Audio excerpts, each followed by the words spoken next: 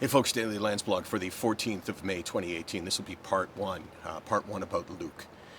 I want to tell you one of, you know, I talk about this, as you know, a lot about mental health. I give a lot of speeches and I hear a lot of terrible stories. So I have been touched by suicide many, many times.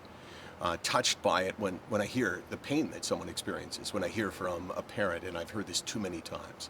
That touches me, but it doesn't hit me because we're talking about people that I didn't know. And I've only been hit by suicide twice. One time with my buddy Wade Belak, and now, after this weekend, with my buddy Luke. And let me tell you about Luke. Let me tell you how I met Luke, and let me tell you why it was so important to me that he get better, that he got better.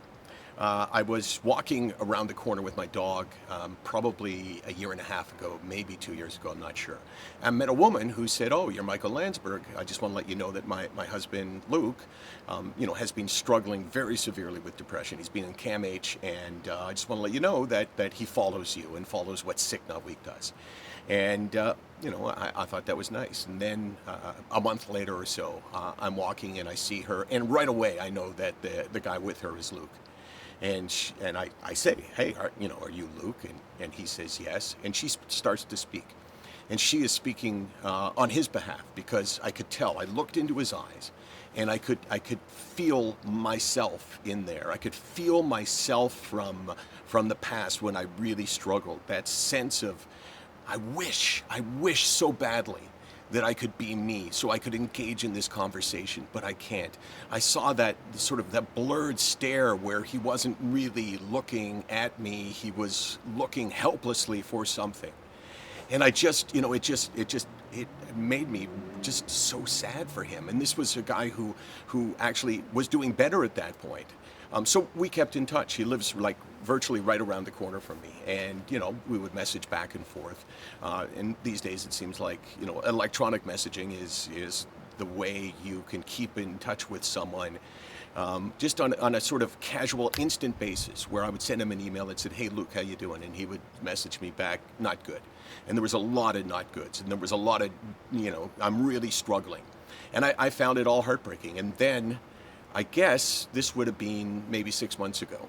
I was walking Brando, and I saw Luke, and Luke was walking on his own. And he came up to me, and I could tell, I could see that look. I could see myself from the Marriott Hotel Room 521 in 2008, November the 24th, when I felt exactly as he looked.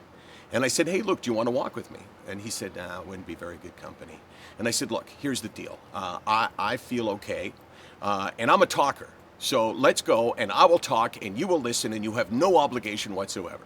So he kind of gave me a smile, not much, but a little smile, and we walked, and I talked, and he listened. And I felt like, man, if there's anyone that I could ever just give him a piece of me, take, on a day when I was feeling like a 7 out of 10, if I could just give him 2 and I would have 5 and he would have 5, I would have done that in a heartbeat, but obviously I couldn't do that.